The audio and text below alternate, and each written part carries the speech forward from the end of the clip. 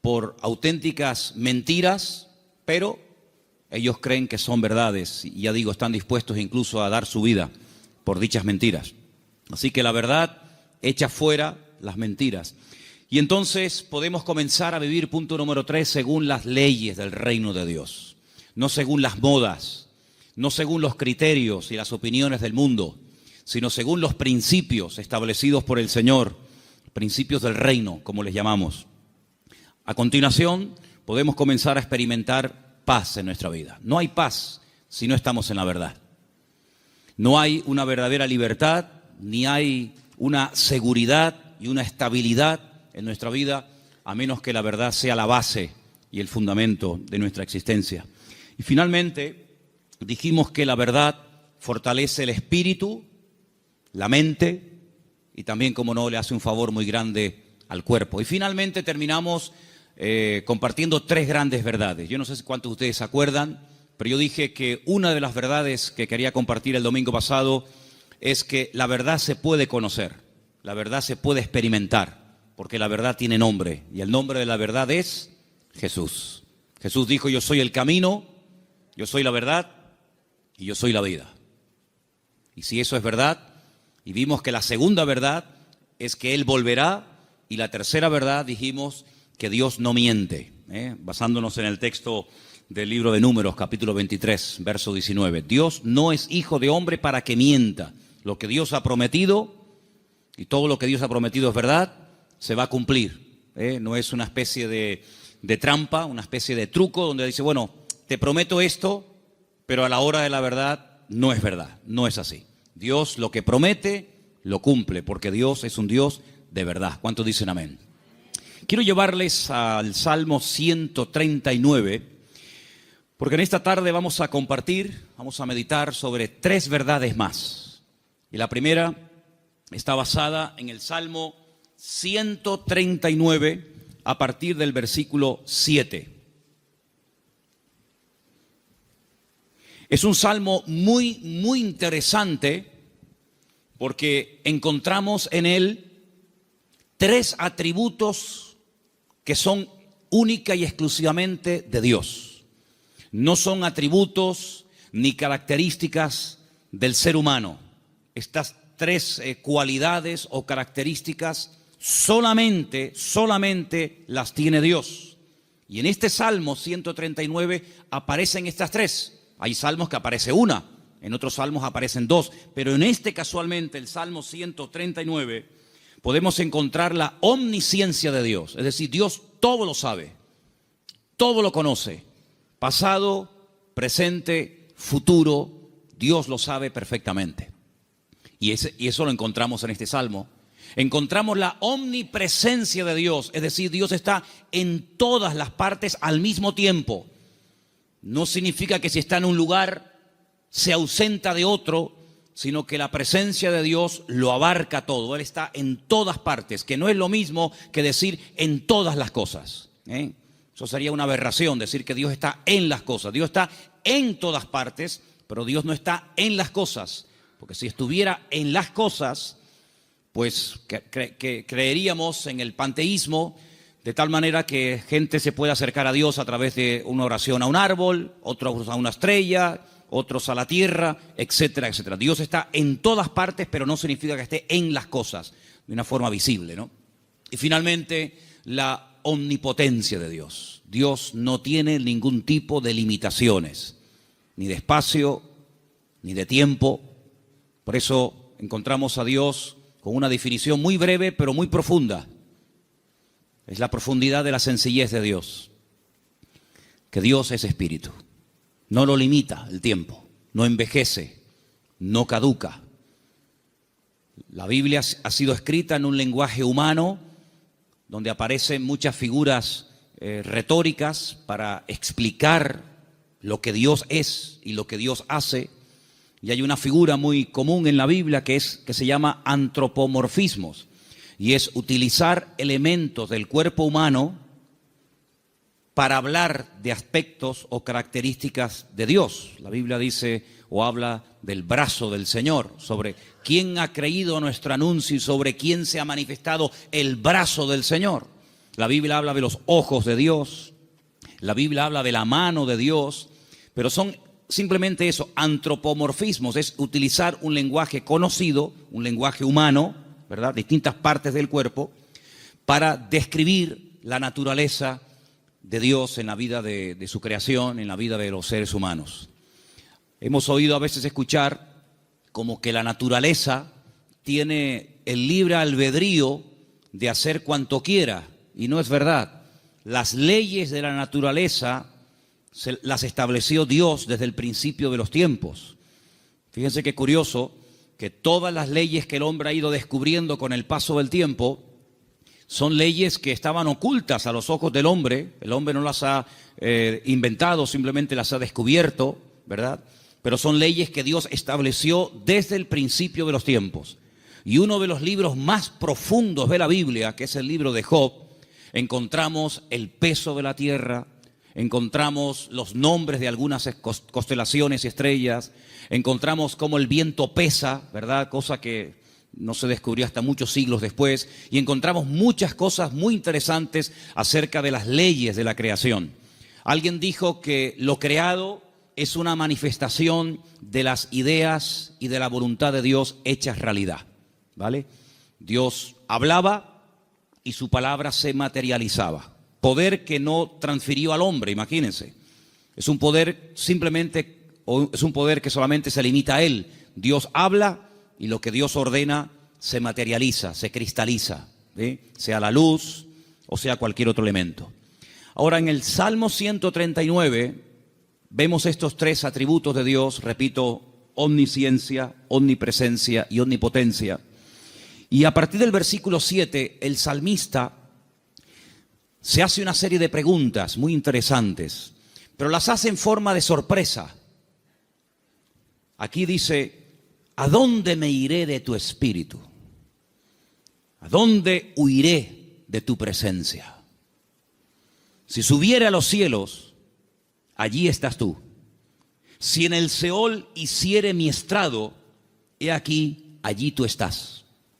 Si tomare las alas del alba y habitare en el extremo del mar, aún allí me guiará tu mano y me asirá tu diestra.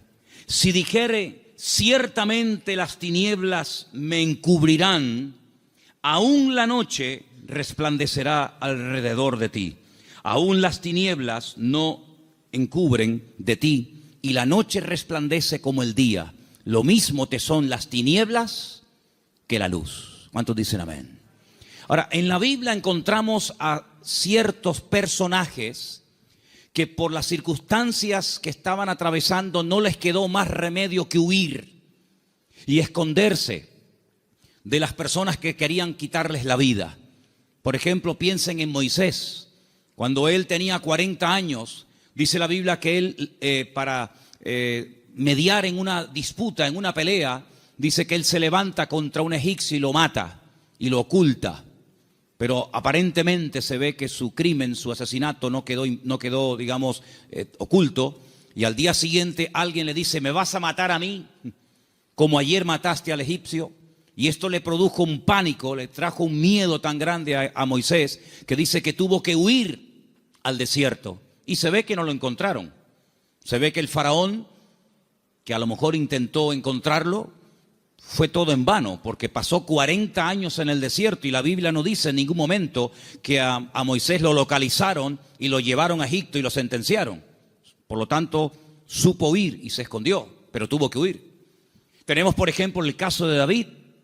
David es un joven que recibe el llamado de Dios, la unción, el respaldo de Dios siendo muy joven. El profeta Samuel derrama sobre él aquel cuerno lleno de aceite que tipificaba la unción que él tendría el día de mañana para ser el segundo rey de Israel. Y dice la Biblia que durante muchos años, David tuvo que huir y tuvo que escaparse y esconderse, porque Saúl estaba obsesionado con quitarle la vida. Y se ve que lo hizo bien, por supuesto, la bendición de Dios también estaba con él, porque Saúl nunca lo encontró, a pesar de que muchas veces estuvo muy cerca de echarle mano, incluso hasta de quitarle la vida. Así que vemos que hay hombres en la Biblia, seguramente hay otros, que tuvieron en momentos puntuales de la vida que huir.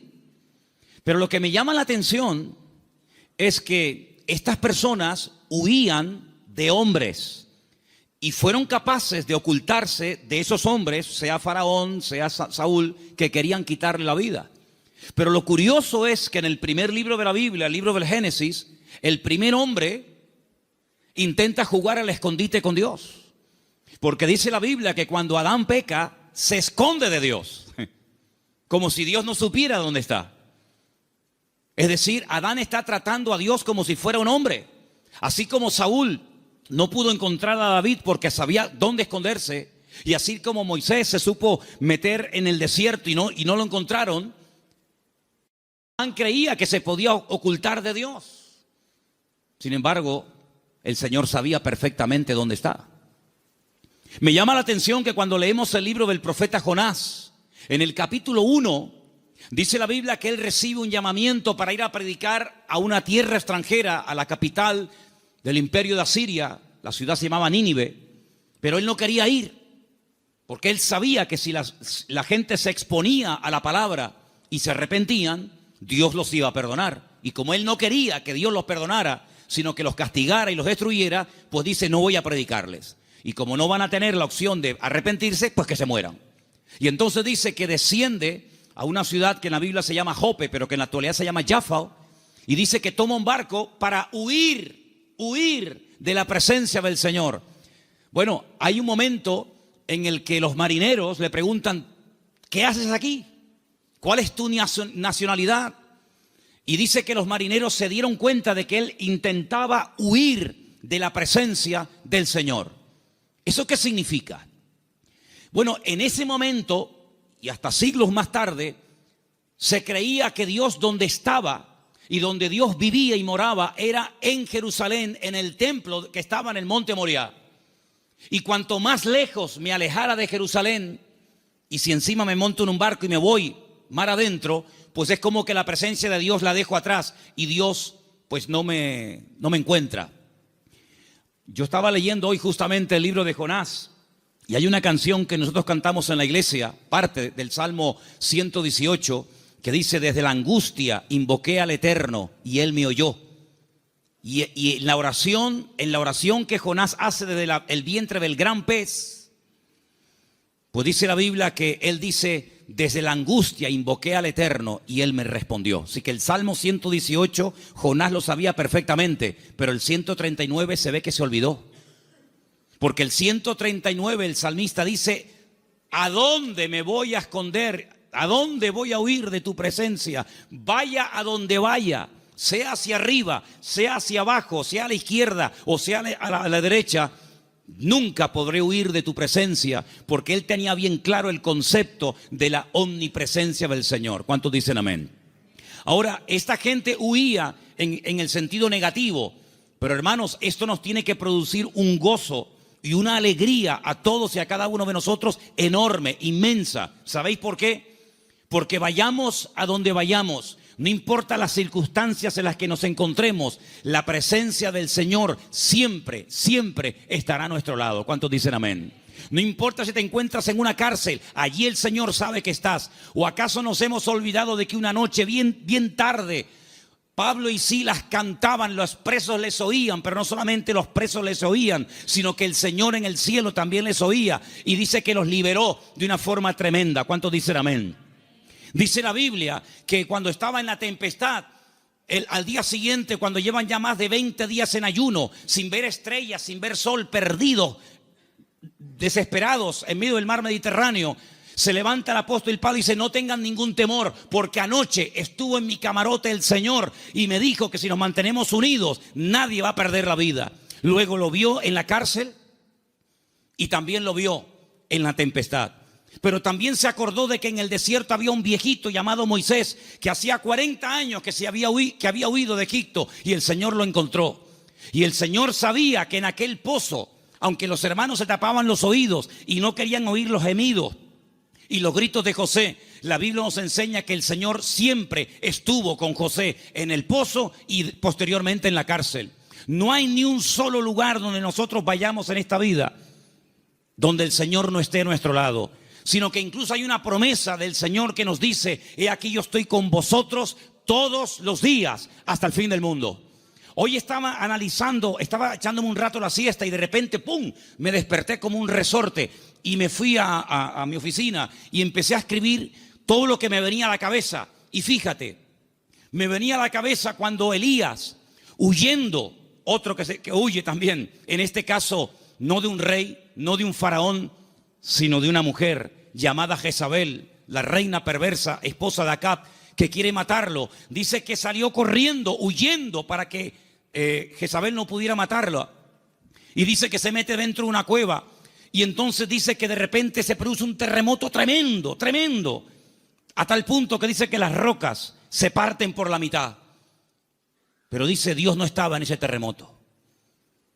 Más adelante dice que viene un viento huracanado espectacular, tremendo, que lo arranca todo. Y dice, pero Dios no estaba allí tampoco. Y al final, después de muchos, cosas de la naturaleza, dice que viene un viento apacible y él reconoce que en esa calma y en esa quietud estaba el Señor. Y me venía a la mente el capítulo 37 de Ezequiel, cuando dice que el Señor le permite ver un valle lleno de huesos secos en gran manera.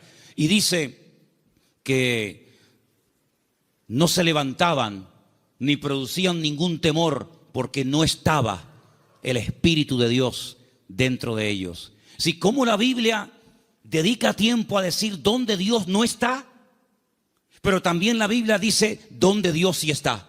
Por ejemplo, también apuntaba todas las veces que ocurren tragedias y desgracias en la vida. A continuación añade la Escritura y dice, pero el Señor estaba con José. ¡Qué maravilla! Hermanos, saber que nuestro Dios está con nosotros todos los días, ¿no te produce una alegría y una tranquilidad de saber que pase lo que pase y venga lo que venga y digan lo que digan, nuestro Dios está con nosotros porque es omnipresente? No hay que ir a un lugar específico a visitarlo, como durante siglos y generaciones tenían que hacer las 12 tribus de Israel, que 3 veces al año tenían que viajar cientos o miles de kilómetros para ir a Jerusalén a visitar y a celebrar la fiesta del Eterno, sino que el Señor ha prometido estar con nosotros en cualquier momento, en cualquier lugar. No importa si somos jóvenes, adolescentes, niños o ancianos. No importa si estamos en la iglesia, en la casa, en el trabajo, en un barco, en un avión, en un submarino. No importa. La presencia del Señor siempre estará a nuestro lado y eso significa que la protección del Señor siempre estará con nosotros. Esa es la primera verdad que quiero compartir con ustedes en esta tarde. Y si habéis prestado atención a la lectura, ¿cuál fue la lectura de hoy? ¿Cuál fue?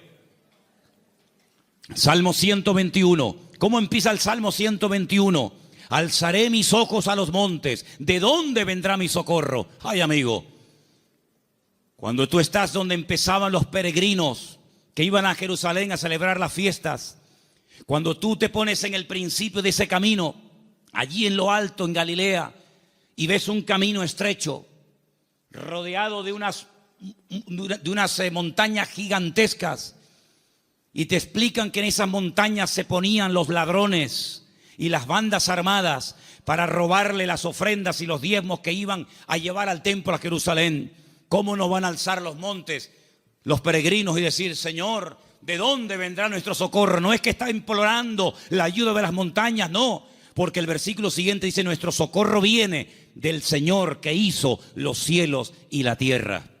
No dará tu pie resbaladero, ni se dormirá el que te guarda. Él guardará tu salida y tu entrada desde ahora y para siempre. ¿Cuántos dicen amén?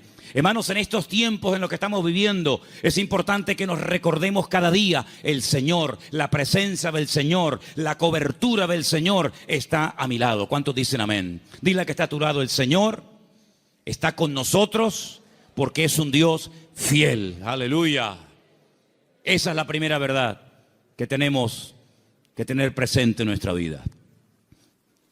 Primera de Juan 5:18, primer versículo que nos van a leer en esta tarde. Primera de Juan, capítulo 5, verso 18. Presten atención, por favor. Sabemos que todo aquel que ha nacido de Dios no practica el pecado, pues aquel que fue engendrado por Dios le guarda, y el maligno no le toca. El maligno, la promesa que dice, el maligno no le toca. ¿A quién no le toca? Al Hijo de Dios. ¿Y por qué no le toca? Porque está protegido. ¿Por quién? Por aquel que lo engendró. Nuestro Dios no solamente está, sino que está para defendernos, está para guiarnos, está para bendecirnos. No está dormido y hay que despertarlo, como en algún momento el profeta Elías les decía a los profetas de Baal: griten, griten, levanten la voz. Tal vez vuestro Dios está de camino, o está dormido, o cansado, se ha ido de viaje. Sino que nuestro Dios está a nuestro lado, pero no de una forma pasiva, indiferente, sino que está a nuestro lado para pelear nuestras batallas y defendernos. ¿Cuántas veces hemos mencionado el pasaje de cuando el profeta Eliseo, no Elías, Eliseo, se encuentra rodeado de enemigos y su criado Giesi se lo comenta y le dice: estamos rodeados, nos van a matar? Y el profeta Eliseo ora para que el Señor le abra los ojos espirituales a su criado incrédulo Giesi, porque le dice: más son los que están con nosotros que los que vienen contra nosotros. Y entonces él pudo ver por los ojos de la fe cómo la presencia del Señor estaba alrededor de aquella casa, y aquellos que venían a matarlos al final quedan ciegos y ellos los tienen que guiar hasta salir de la ciudad. Hermanos, ese es nuestro Dios, un Dios que ha prometido estar con nosotros todos los días. Estemos también nosotros con Él todos los días. ¿Cuántos dicen amén? Segunda y gran verdad que quiero compartir en esta tarde: el poder inmenso, ilimitado del nombre del Señor Jesucristo. Marcos capítulo 16, versículo 17 al 18. Presten atención, por favor. Y estas señales seguirán a los que creen. En mi nombre echarán fuera demonios, hablarán nuevas lenguas, tomarán en las manos serpientes, y si bebieren cosa mortífera no les hará daño. Sobre los enfermos pondrán sus manos y sanarán. Todo cuanto se menciona ahí con una connotación milagrosa: echar fuera demonios, hablar lenguas, orar por los enfermos, etcétera, etcétera, todo va precedido por el nombre de Cristo. En mi nombre, en mi nombre, en mi nombre. El Señor Jesucristo nos enseña en la palabra que cuando oramos los creyentes tenemos que orar en su nombre. Firme la oración. No oramos en nuestro nombre. No nos acercamos a Dios con nuestros méritos, sino que oramos en el nombre del Señor Jesucristo. Y en el libro de Filipenses, el capítulo 2, nos da una pincelada, una explicación del poder tremendo de ese nombre. Presten atención. Después de humillarse, después de despojarse de toda su gloria y dignidad, después de haberse hecho siervo y estando en la condición de hombre, se humilla hasta lo sumo y muere de una forma terrible, como era la muerte de cruz, y haciéndose obediente hasta la muerte. A continuación de eso dice: por lo cual Dios lo exaltó hasta lo sumo, a lo máximo, y le dio un nombre sobre todo nombre. Y ahora escucha versículo 10: para que en el nombre de Jesús se doble toda rodilla de los que están en los cielos, en la tierra y debajo de la tierra, y toda lengua confiese que Jesucristo es el Señor, para gloria de Dios Padre. El poder del nombre de Cristo, no somos conscientes de lo poderoso que es mencionar ese nombre. Los demonios huyen y tiemblan cuando se menciona el nombre de Jesucristo. Es un nombre de poder, es un nombre de autoridad. No hay nada ni nadie que se resista al poder del nombre de Cristo. Una vez escuché a un predicador que vino a Las Palmas hace muchos años. Había sido misionero en África. Y un día no se le ocurre otra cosa más que ir a una tribu de caníbales. Y dice que mientras dormía en una choza durante la noche, hay un momento en el que él se despertó y ve a un caníbal con un garrote a punto de darle un palo en la cabeza y matarlo. Dice que fue algo tan rápido, no había tiempo para decir: hermano, vamos a orar, espérate un momentito. Dice que solamente dijo: Jesús. Solamente mencionó el nombre del Señor. Y dice que se le cayó ese garrote de la mano a este hombre y salió corriendo. Hermanos, hay millones de testimonios de personas que han sido sanadas liberadas, salvadas, bendecidas y transformadas por el poder del nombre de Jesucristo. Es un nombre que tenemos que utilizarlo cuando oramos, cuando hacemos cualquier cosa, conducir, estudiar, trabajar, salir, entrar. Porque no solamente es una sugerencia, no solamente es una propuesta, una idea que les lanzo, sino que es un mandamiento bíblico. Vamos a leer en Colosenses 3:17. Fíjense cómo la Biblia nos enseña lo que estoy diciendo en esta tarde. Colosenses 3:17, por favor. Y todo lo que hacéis, sea de palabra o de hecho, hacedlo todo en el nombre del Señor Jesús. Todo. Dando gracias a Dios, Padre, por medio de Él. Todo lo que hacéis, todo lo que habláis, hacerlo todo en el nombre del Señor Jesucristo. Cuando se monten en el coche a conducir, Señor, en tu nombre pedimos que nos traigas y que nos lleves de regreso a casa con tu paz y con tu bendición. Cuando vayas a un examen, cuando vayas a prepararte para hacer un examen o estudiar, Señor, yo me preparo, yo estudio, yo memorizo, pero yo pido que en tu nombre este examen salga bien, Señor. Cuando vas a trabajar o cuando vas a buscar trabajo, cuando vas a dormir, cuando vas a levantarte, todo lo que hacemos y todo lo que decimos, dice, hacedlo todo en el nombre de nuestro Señor Jesucristo. ¿Cuántos dicen amén? Y vas a ver cambios, vas a ver algo diferente en tu vida, porque ese nombre es un regalo, permítame la palabra, que Dios le ha dado al creyente, a sus hijos, a su pueblo, a su iglesia, para que lo use. El Señor Jesucristo le dijo un día a sus discípulos, no habéis recibido nada porque no os habéis atrevido a orar en mi nombre, pero a partir de ahora, todo lo que pidáis en mi nombre, os lo daré, para que mi Padre sea glorificada en esa petición. ¿Cuántos dicen amén? Así que esta es la segunda verdad que tenemos que interiorizar en nuestra vida. Tenemos un nombre, hermanos, un nombre de autoridad en el cielo, en la tierra donde vivimos ahora mismo y aún debajo de la tierra.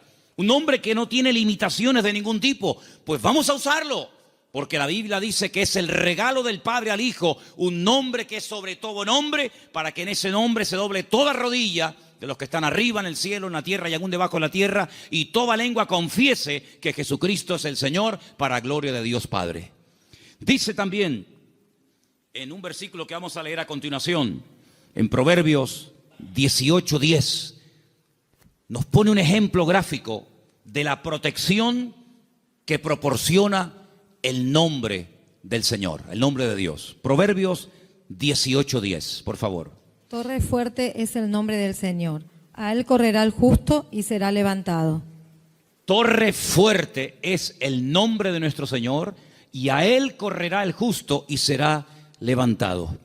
Leía en el día de ayer una historia cuando un tal Abimelech quiere matar a un montón de gente y dice que se dirige a la ciudad donde están las personas que él en un principio quiere aniquilarlas. Esto lo pueden ver en el capítulo 9 del libro de Jueces. Y dice la Biblia que en esa ciudad había una torre donde la gente de la ciudad, las mujeres y los niños se metieron, subieron a lo alto de la torre y allí se escondieron, y dice que no les pasó nada. Yo no sé si el salmista se inspiró en esa historia para escribir estas palabras. Torre fuerte es el nombre de nuestro Dios.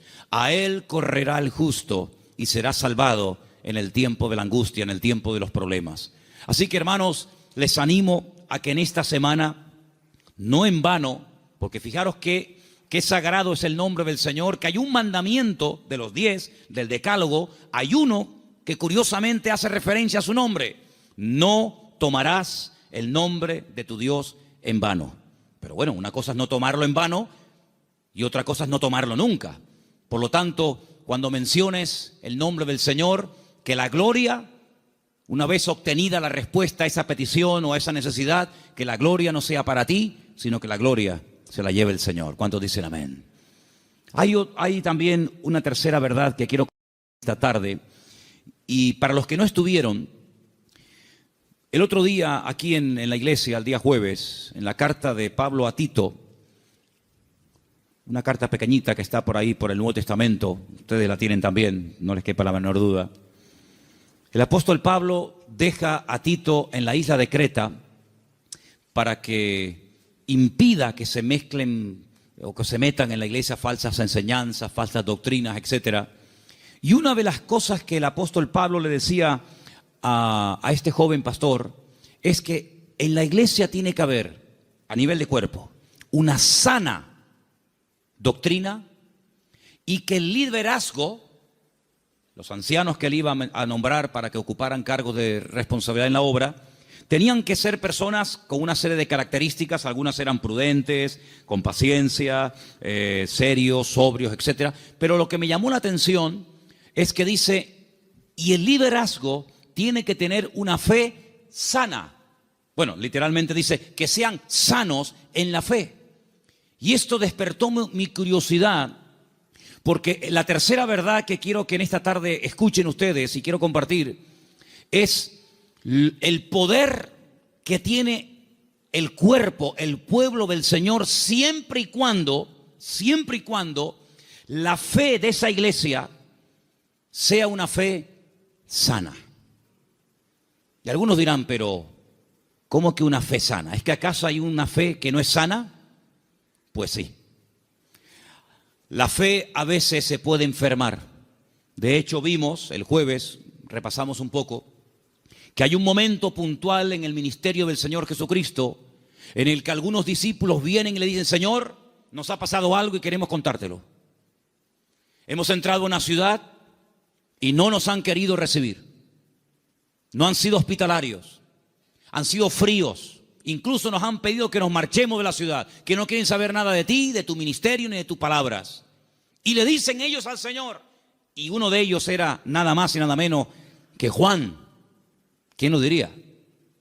Señor, ¿quieres que oremos para que caiga fuego del cielo y los destruya a todos? Oye, qué fe, ¿eh? Ellos creían que si oraban y que cayera fuego del cielo, el Señor respondería a sus oraciones. Pero el Señor dice, alto. No. Ese espíritu no es el que debe de caracterizar a un discípulo mío. La fe no es para destruir, la fe es para edificar. Si en todo lugar donde no nos escuchan vamos a pedir fuego, vamos a prenderle fuego a todo el país. Y una vez dije, ¿por qué se creen ustedes que el Señor se llevó al profeta Elías? Porque como siguiera como seguía, le iba a prender fuego a todo el país. El único que iba a quedar con vida era él. Pero saben, hermanos, esa es una fe distorsionada. Es una fe mal encaminada. Es una fe que, como una especie de lámpara de Aladino, te crees que todo lo que pides tienes que recibirlo. Y no está basada en la razón, no está basada en la palabra, en el sentido común, sino está basada en una emoción, en un rechazo que sientes hacia una gente que no te ha querido escuchar. Y es una fe que no tiene nada que ver con una fe sana, que es la fe que tiene que tener el creyente. Es una fe totalmente distorsionada, una fe que no es la que yo quiero que ustedes tengan. Luego Pablo también hablaba de que había gente que tenía fe fingida. Fe fingida. Y Pablo dice a Timoteo, yo doy gracias a Dios que la fe que tú tienes no es fingida. Porque la fe que tú tienes primeramente la tuvo tu abuela y después se la traspasó a tu madre y ahora la tienes tú. Y dijimos que esa fe no fingida tiene que ver con una fe sincera, sin mezcla, sin hipocresía. Otra versión dice sin engaño, sin máscara. Hablamos también acerca de que hay fe, hay gente que tiene fe, pero es una fe muerta. Tienen fe, pero está muerta. ¿Y cuál es la fe muerta? La que no produce obras. Dice la Biblia, la fe sin obras está muerta. Por lo tanto, cuando vamos a este tercer punto y hablamos acerca de la protección sobrenatural que hay sobre nuestra vida y de lo indestructible que es el pueblo del Señor, para que eso se dé, tiene que haber una fe sana entre nosotros. No una fe rara, distorsionada, enferma, sino una fe puesta en las promesas y en la palabra de nuestro Dios. ¿Cuántos dicen amén? Y entonces esa fe va a traer estabilidad. Esa fe va a traer una revelación del verdadero Dios al cual tenemos que honrar, adorar y servir. Porque yo creo con todo mi corazón que la forma como oramos, la forma como nos planteamos nuestro estilo de vida, las decisiones que tomamos o no, es decir, todo lo que hacemos en la vida como creyentes gira en torno al concepto que tenemos de nuestro Dios. Es decir, si nuestro concepto de Dios está equivocado, por mucha fe que tengamos, no estamos actuando correctamente. Y volvemos al principio del mensaje de hoy. Jonás creía que había lugares donde se podía esconder de Dios y Dios no encontrarlo. Dice que él huía de la presencia de Dios, huía del llamado de Dios, de la responsabilidad. ¿Por qué? Porque no quería cumplir con el llamado de Dios. Y hace exactamente lo mismo que hizo Adán en el jardín del Edén: huir, esconderse de Dios. Y él creía que uno se podía esconder de Dios. Y él actuaba en base a esa creencia equivocada. Por lo tanto, es muy importante que nosotros nos preguntemos de vez en cuando, a la luz de las Escrituras, si la forma como yo estoy orando y pidiendo las cosas, si la forma como yo estoy viviendo mi relación con el Señor es una relación basada en una fe sana o en ideas distorsionadas y equivocadas. Porque hay personas que se imaginan que Dios, como acabo de decir, es esa especie de lámpara de Aladino que frotamos y Dios tiene que estar a mi servicio las 24 horas del día y Dios tiene que complacerme en todo lo que le pido y en todo lo que quiero. Y no es así. Hay momentos en los que puedes tener una fe tremenda y Dios decir a tu oración, no. Puede ser que tengas una sinceridad y un deseo tremendo de hacer algo para el Señor, genuino, bíblico, correcto, pero a ti no te corresponde hacer esa operación, hacer ese trabajo. Como por ejemplo el rey David, que quería construirle una casa a Dios. Y Dios le dijo, tú no la vas a edificar, la edificará la siguiente generación en la persona de tu hijo Salomón. Hay momentos en los que el mismo apóstol Pablo quería ir a ciudades a predicar el evangelio. ¿Será bíblico predicar la palabra? Por supuesto. Es un mandato del Señor, claro, ir por todo el mundo y predicar el evangelio. Pero también hay que decirlo que hay momentos en los que el Pablo quería ir a ciertos lugares a compartir y el Señor le decía, no, ahí no, en Bitinia no. Bueno, pues me voy a Misia. No, ahí tampoco. Y uno dice, pero Señor, ¿no es tu voluntad ir a predicar a todas partes tu palabra? Sí, pero cada sitio y cada persona tiene su momento y tiene su lugar. Y ahora no es el momento de ir aquí, ahora es el momento de ir allá. Y Pablo, que era sensible a la voz del Espíritu, Pablo, que era una persona que se dejaba tratar y moldear, pues no era un niño caprichoso con la pataleta que cuando no le das la chupeta se pone a montarte un lío tremendo, sino que decía, bueno, pues si no es por aquí, será por allá. En otras palabras, no se venía abajo, no se derrumbaba, no se desanimaba, sino que él seguía probando, hasta que al final encontró el lugar idóneo donde el Señor quería llevarlo y usarlo. Por lo tanto, es muy importante que la iglesia interiorice esta verdad. El Señor nos quiere usar. Tenemos que cumplir con nuestras responsabilidades. Por supuesto que sí. Pero ¿estaré yo preparado para eso que quiero hacer? La Biblia nos enseña que cuando José era un joven, ya él sabía lo que Dios quería hacer con su vida. Yo creo que pecó un poco de imprudente. Abrió su corazón a sus hermanos. Tal vez lo mejor hubiera sido abrírselo solamente a su padre. Pero él le abrió su corazón a sus hermanos, le contó los sueños que había tenido y se buscó la ruina de su vida. Bueno, después al final, lógicamente, sabemos que el Señor utilizó todo aquello y lo convirtió en algo positivo, ya lo sabemos. Pero hermanos, él tuvo que esperar desde el momento que recibe la revelación de la voluntad de Dios para su vida, hasta que él ve que eso se cumple, pasaron muchos años, pasó mucho tiempo. ¿Por qué? Porque el Señor tenía que tratarlo, y tenía que prepararlo, y tenía que capacitarlo. Y lo tuvo que hacer pasar por situaciones terribles, pero en todas y en cada una de ellas aprendió lecciones que lo marcaron para toda la vida. Y cuando llegó el momento, el Señor lo levantó y el Señor lo utilizó. Por eso, amados hermanos, ¿en qué momento, en qué etapa del camino te encuentras? Sin embargo, cuando le escribe el apóstol Pablo a Timoteo, le dice: Timoteo, Dios no nos ha dado espíritu de cobardía. Probablemente estaba pasando por un momento de temor frente a semejante responsabilidad. Pablo dice: Dios no nos ha dado espíritu de cobardía y no te tienes por qué avergonzar de mis cadenas. Cuando te pregunten dónde está tu apóstol Pablo, dónde está el fundador de la iglesia, no te avergüences de mis cadenas, da testimonio de ellas. Y te recuerdo que tienes que cumplir con tu ministerio. Y te recuerdo que tienes que predicar la palabra a tiempo y fuera de tiempo. Y te recuerdo que tienes que cuidar tu salud. Y te recuerdo que no le des lugar a los comentarios de la gente que te menosprecian por la edad que tienes, etcétera, etcétera, etcétera.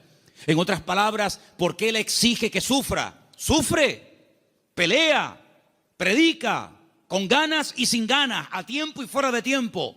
¿Por qué? Porque sabe que está en una etapa de la vida en la que a Él se le puede exigir, pero a otras personas Pablo no les exigía tanto. ¿Por qué? Porque no habían llegado al nivel y a la madurez que Pablo entendía que Timoteo ya tenía.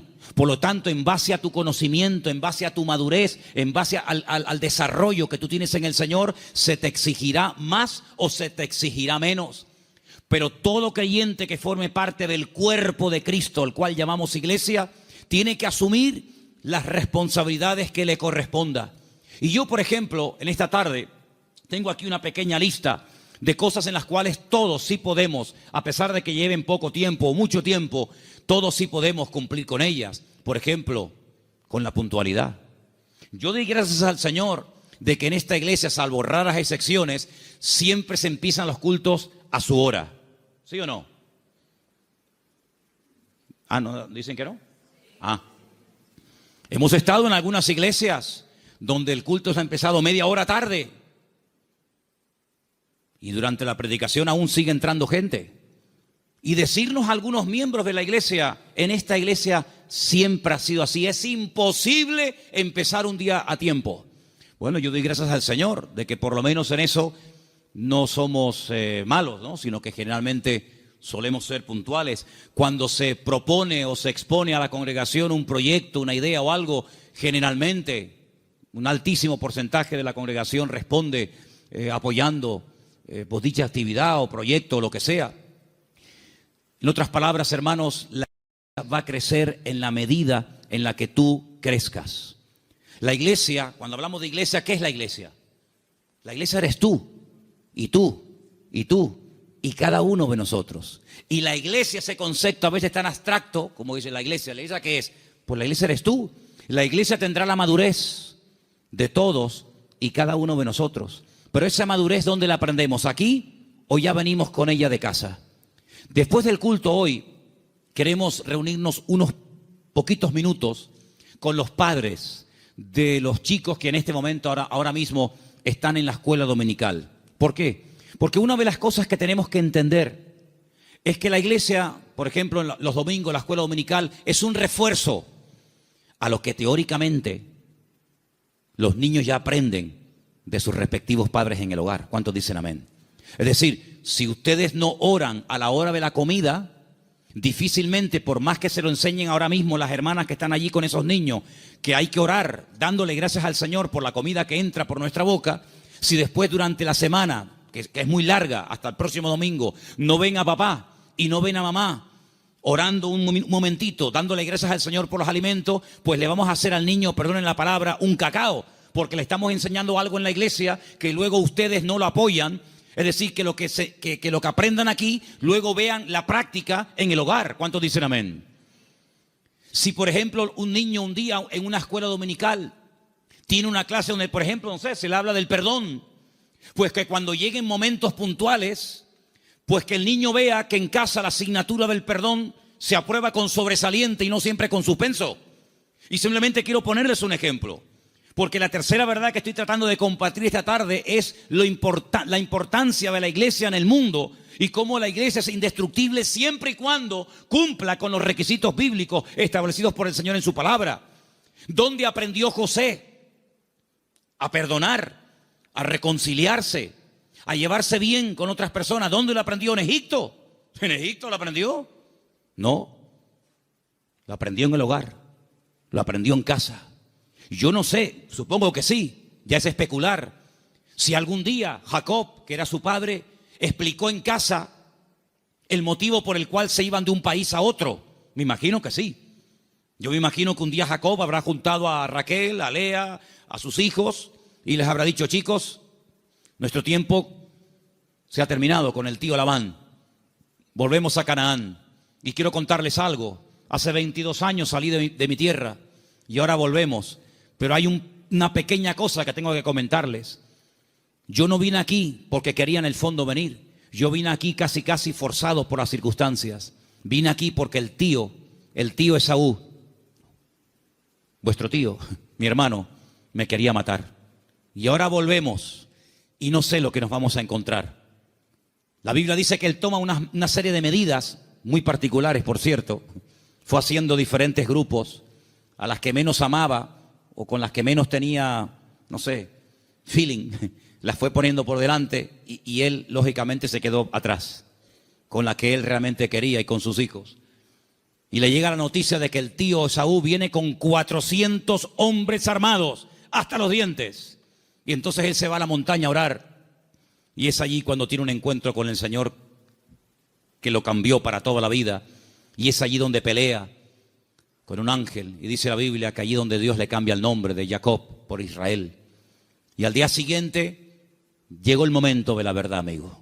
Llegó el momento de a ver qué pasa. O se acaba todo o empieza todo. Y allí se va José con su padre, con sus hermanos. Y allí dice la Biblia que Jacob y Esaú se abrazaron, se perdonaron, se reconciliaron y todo se solucionó. Y allí estaba José. La primera vez en su vida que veía al tito Esaú.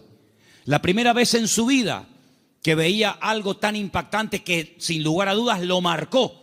Porque esa reconciliación entre el tío y su papá lo marcó de tal manera que años más tarde, cuando él es vendido por sus propios hermanos, cuando él se da a conocer a ellos y les revela su identidad y les dice: yo soy José, no tiene ni la más mínima gota de rencor, de remordimiento en su corazón, porque él aprendió de una forma objetiva lo que era el perdón y la reconciliación en su familia. ¿Y qué es lo que hace? Él después proyecta en los demás lo que en el hogar aprendió de una forma práctica. Por eso, amados hermanos, es muy importante que lo que ustedes aprenden en los cultos, lo que los niños aprenden en la escuela dominical, luego durante la semana se van a presentar